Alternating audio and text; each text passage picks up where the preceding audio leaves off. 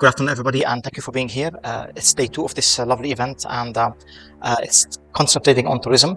The topic of revenue management is an exciting one because it talks numbers, and that's what we all are excited to hear about. And when we talk about revenue management, a lot of different pillars come to point. One being the global consumer demand, second being growth potential of the country versus demand from the global market, and third being customer preference, customer behavior, and tourist journey, let's say. A lot of different angles are addressed on that topic, and add to all that the technological part of it, the technological advancement in the tourism sector. Yesterday I was doing just a bit of research again, just to refresh my numbers, and something called World Travel and Tourism Council. They've just issued a report about the performance of the Saudi Kingdom in 2023. It was a staggering jump in terms of revenue. So according to the Economic Impact Research, there's a 32% jump in expected revenue, which reached 444.3 billion riyals. That's really a wonderful number and a wonderful achievement for the country. And just so that we know, this amounts to 11.5% of the global Saudi economy. So just taking a bit pause on that point, 11.5% of the economy is just driven by tourism. That's a massive achievement for the country. So before we jump into all the intricacies and the strategies and all the different dynamics and the, let's say, difficulties in that area, let's ask a simple question to our great moderator, Salim and Mr. Muhammad. Let's take just a quick, I'll ask the team to introduce themselves and then we can start. So if you can please introduce yourself. Assalamu alaikum. My name is Salem Al Shahrani. I'm the managing director for the Royal Clock Tower, Fairmont Raffles, Swiss Hotel Mecca and Swiss Hotel Maqam. We are basically managing one of the iconic building in Saudi Arabia, which is second page in every Saudi passport copy. So it's an honor for me to be with you for this panel. It's considered one of the largest complex as a hotel in the world. It consists of 7 towers, total number of rooms 7,000 room, and commercial podium 9 floors consist of around 400 shops. Thank you. So let's start with a very important question. Why should we worry about revenue management? What's in it for us? I'll ask the question, Mr. Salim. Okay. Revenue management, one of the fastest evolving role in hospitality industry. As far as the technology is driving revenue management, it keeps changing massively. So revenue management, it means you are capturing the right customer at the right price at the right time. So that is basically the definition of revenue management. If we look at the support of revenue management to the operation, it's one of the tools that help you to reach your customer. It gives you a clarity of direction for pricing strategy in order to reach your customer and take the right decision in terms of pricing and business mix and so on. Again, revenue management 25 years ago, it was not existing in the hospitality industry. It was just sales and marketing, and then front office, F&B, housekeeping, and rest of the department. And then from 2003, the revenue management introduced to the hospitality industry and start building a new way of managing the commercial part, which is revenue, sales, and marketing. So I think revenue management is one of the critical role in the hotel that's supporting total revenue, not only rooms revenue, no, it's total revenue as well. So after 2003, 2004, 2005, 2006, most of the company or international operator start moving from being on fixed price to dynamic price. And then in 2006, they introduce the bar rate, which is best available rate. 2006, they introduce non-refundable rate, and then also prepaid rate. So this is how the evolution happened in revenue management. And lately in 2008, the meta search start getting more transparency about the pricing across all websites. By 2009 and 2010, Google start introducing the rate according to Google Map listing. So it is now evolving more and more. As far as the technology is there, I think revenue management going to be one of the key pillars for the operation and for the strategic level for hotel budgeting, forecasting, and company growth as well. Wonderful. I'd like to stay with you, Mr. Salem. I understand your message. It's very simple. If I can summarize it, finding the right spot in the market with the right pricing. That's what you're trying to summarize. What happens if we don't find, if we over or underprice? What happens to revenue management in that case?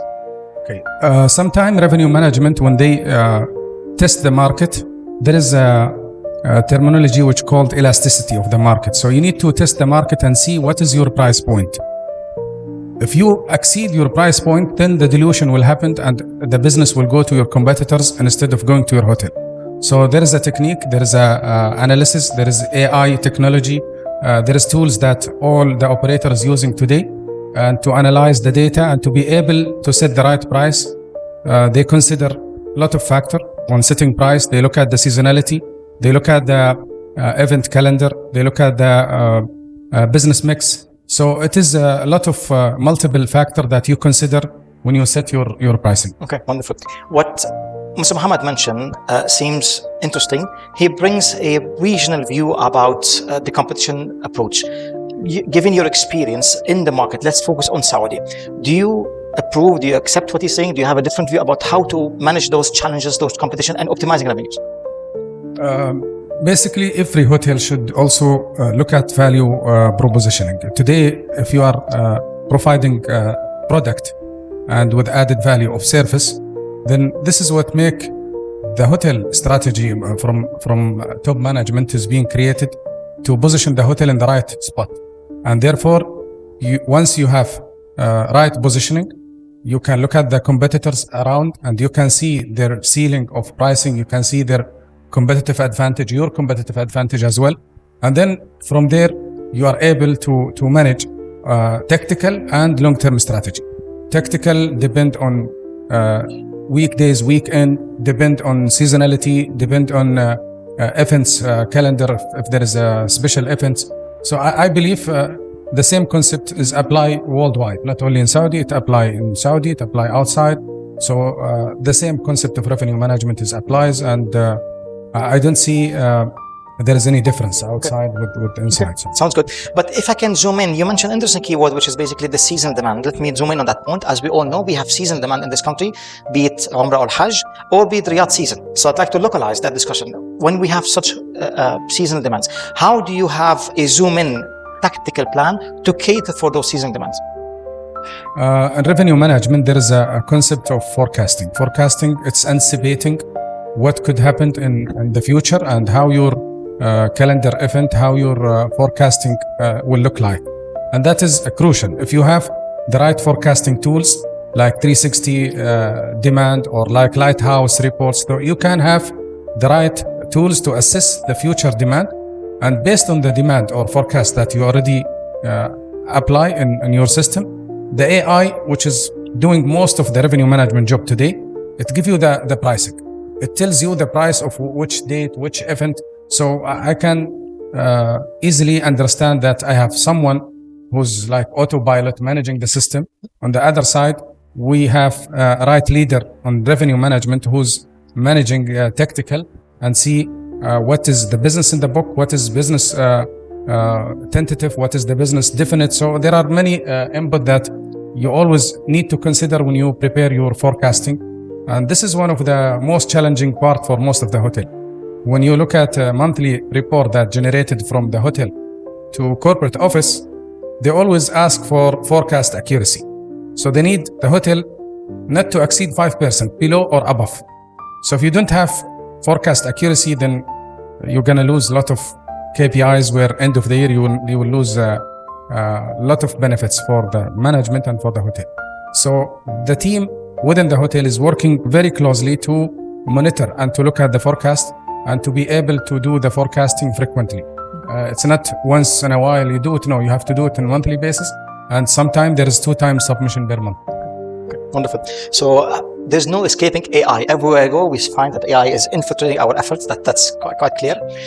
What Mr. Shahrani mentioned is the usefulness of AI in order to determine the seasonal demand when we talk about seasonality in this country, such as we mentioned, the Al-Hajj season. Now we have a lot of inputs, a lot of data, a lot of crunching of numbers. We understand AI could be useful, but again, it requires some sort of analysis from our side. So my question to you, Mr. Shahrani, how do you think we can leverage those advanced technology in order to dynamically maximize the revenue? You mentioned something about pricing. You mentioned something about finding the right prices. But to what extent such technology can help in that regard? Okay, let me first elaborate of what Mohammed said regarding guest experience and how the revenue management link guest experience with the operation team. Today, the beauty of our system in the hotel, you have easy access to go through all the geo segments. So you know which nationality is staying at your hotel. You know their background, their preferences, so you can be able to, inform the operation team to anticipate the expectation of those guests and make customized service for this certain segment. Like Liberta, for example, they're one of the sponsors of this event, Be Smart Travel. Dr. Wissam, he's one of our biggest clients from Tunisia. When we understand that the tour series of this group coming from Tunisia, we customize the menu, we anticipate the expectation of Tunisian guests, and we tailor-made the service to meet their expectation. So it's very important. Revenue management should always communicate with operation team and give them a heads up about the geo mix and business mix and even detail of the age of the clients you can have. So that is one part. The other part, which is your question, referring back to the maximizing revenue, optimizing. Today, most of the revenue management and sales focus on rooms, and they don't look at other revenue stream where it is very important to optimize. It's very important to look at it carefully. So the principle for the management is to look after total revenue. Total revenue means all revenue stream, laundry revenue, F&B revenue, room revenue, so meeting, events, so all the revenue stream, you need to look at it from holistic overview, and then you will be able to do a kind of tactical approach within the operation team. You can do upselling, you can do cross-selling, you can make a lot of tactical approach based on, for example, room category that you have. You need to classify the rooms, and you need to be able to give certain rate for certain room type in order to optimize your revenue. So total revenue, it's a general objective or for the management to achieve, and they have to look at it from different aspects. This is what basically the hotel is doing, and there are many technology that we are using. We are enabling incentive program for the staff, which is third parties managing the monthly goals, and they give incentive to the employees to encourage them for cross-selling and optimizing revenue. So AI is always a very important tool to help and to give direction. Revenue management today, they use system called IDEA. IDEAs is a system where anticipating setting price for next month and after 3 months and full year. So 365 days, you can see the rate available. It's not done manually. It's done by the system. It's done by AI. So the pricing is always changing based on the occupancy and the level of business. So Mr. Shahrani, in the beginning of his discussion and just now, reiterated the same concept that total revenue is not just selling rooms or even playing with room prices. There are other areas of revenues, as you mentioned, the food and beverage, the etc. etc. Let me stay on that point because it's a fantastic point to upsell and cross-sell, as he said it. And staying with you, how about services such as spa? How about services such as transportation, booking tickets and events? Does this fall under the total management, total revenue management? It is under revenue management, and it is part of the, maybe I can share with you our effort on daily basis. Looking into last night operation and figures, we are putting transportation revenue, we are putting upselling revenue, so there is a track on daily basis. By end of the month, we look at the target, is it achieved or not. So yes, it is there. Thank you. I don't know if you agree, Mr. Shahrani, what he's saying, that it seems there's no direct impact on the current businesses. You are running your own hospitals, your own hotels, you're running your own line of hospitality. Do you think that there's an impact of the development of NEOM or Qiddiya or all these big projects from a total revenue standpoint on your development? I believe yes. Today, it's an anchor for getting a new demand to the market. So I don't think someone planning to visit, for example, Red Sea, and have option to go Mecca or Medina, if he's a Muslim, he will not go. It is going to add, value to our business. It will help us to get more traffic to the country. And Saudi Arabia is one of the, undiscovered, sightseeing that people doesn't visit, doesn't look at it, like what is happening in Egypt or Dubai.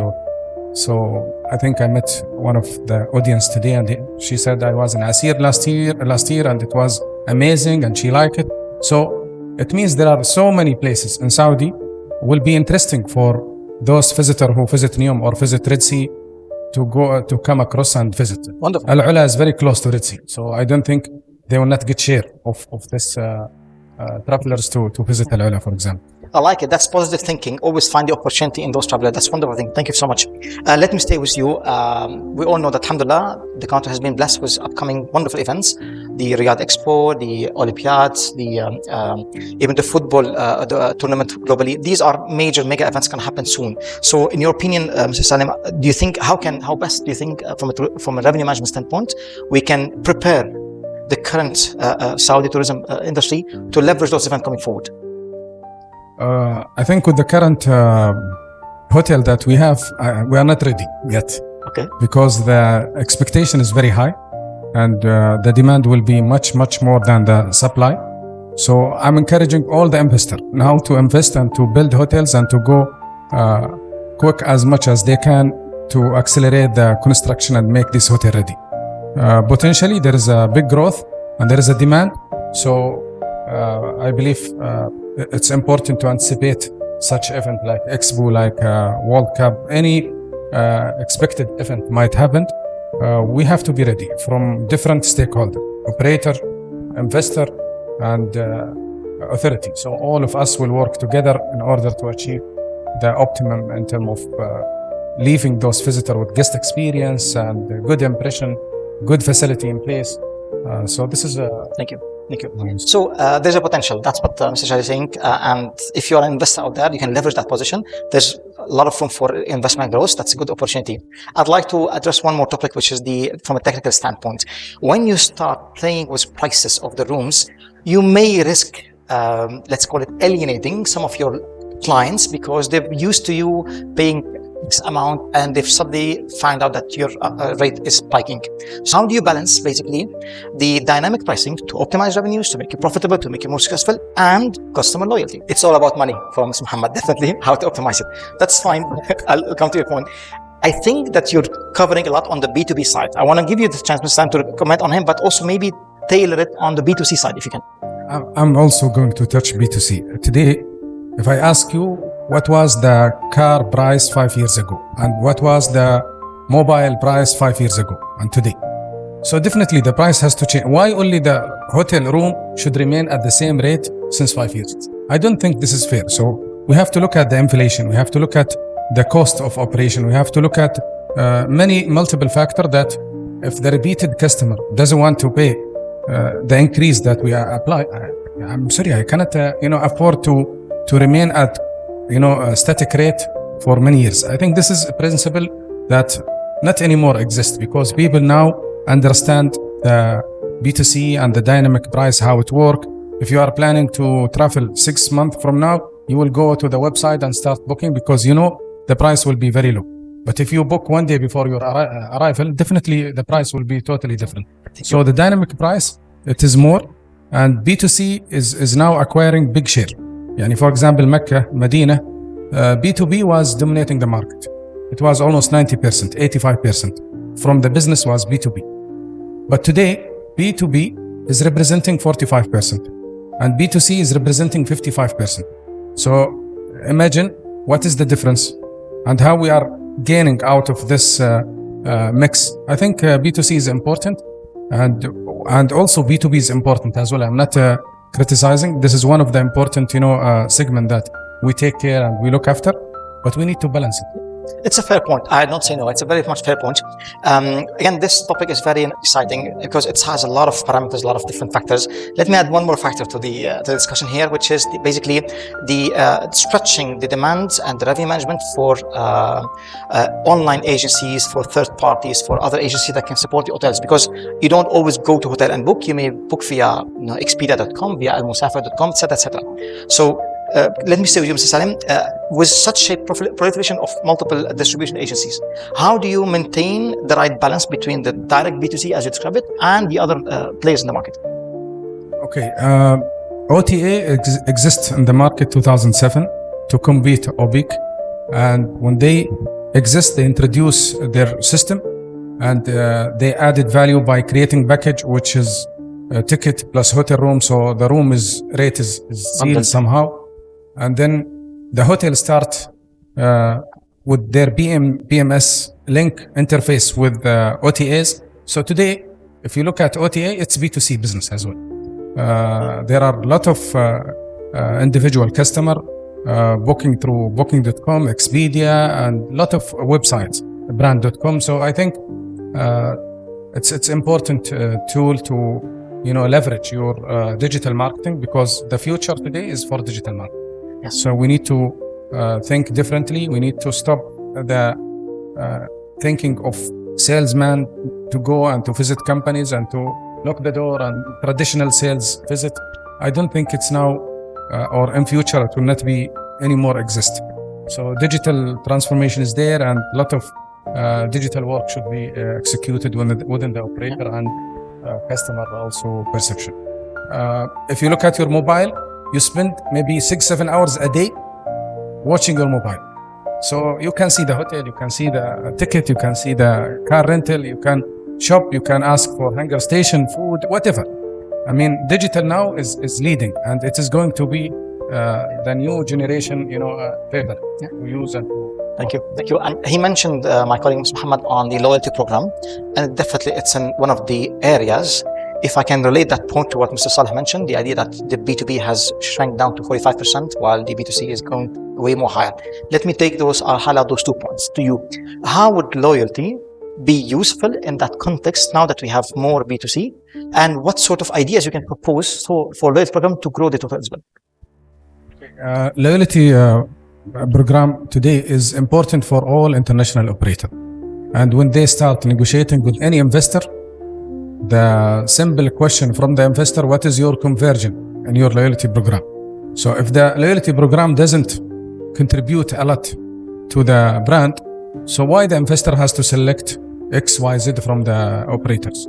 So I believe the loyalty program is important because it is one of the key elements for increasing the revenue, and it's been now a big competition between all the company. You see the contribution start from 15% to 20 to 29 to 28% conversion from loyalty program, and that is evidence that this loyalty program, if it's not added value, the customer will not hold, will not take it with him.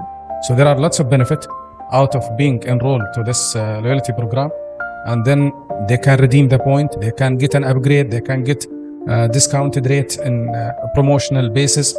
So definitely a loyalty program is very supporting B2C, and it is also one of the most important elements for the operator to invest and to look at it. Can you shed some more lights on the loyalty, Mr. Salem? What are more ideas than just the rebate? Rebate is a wonderful idea, no doubt, but can you provide some more ideas about the loyalty programs? What are the different ideas that we can add on this topic? I mean, earning point and redeem points, yes. Today it's been expanded, not anymore just only room. You can redeem your point on shopping mall. So I think you can redeem your point getting ticket. So there are lots of options today for the cardholder to utilize these points and to retain loyal to the company. Thank you. There's a topic that we cannot miss, and it's important these days. We may have heard that now anyone can own a property in Saudi and anyone can rent that property. It's no longer just a localized approach. So anybody can basically become part of this ecosystem. plus the idea of having the Airbnb as one of the potential expansion growth in that country. This is a massive competitive force that is happening in this country. So, a question to Mr. Salim: how do you see the idea of renting on an or Airbnb affecting the business of in total revenue? I think it's healthy to have this business exist because it's anyway existing anywhere globally. So the customer profile who's attached with luxury and attached with the loyalty program for the brand, I don't think he's going for Airbnb. So this is a segment, maybe they need to look at how local live and test the local experience. And I don't know to what extent we are ready to that, but there are a lot of approach, and there are a lot of business start now with Airbnb. The only part which is important is regulation that need to be taking place in order to make a proper governance for the industry. I like the positive. There's always positive and opportunity to explore. One last question. Based on all the wonderful and diverse topics that we discussed today, what are your thoughts from a total revenue standpoint moving forward for the audience? Okay, in 2022, global spending for distribution service reached to $2 trillion from different goods, not only hotel. So the future today, it's for the distribution. The future is for digital, and I think this is where your product can reach your customer easy. So try to invest as much as you can and look at the distribution differently. Thank you. Thank you. Thank you, gentlemen. Please join me to thank those wonderful panelists for the amazing discussion.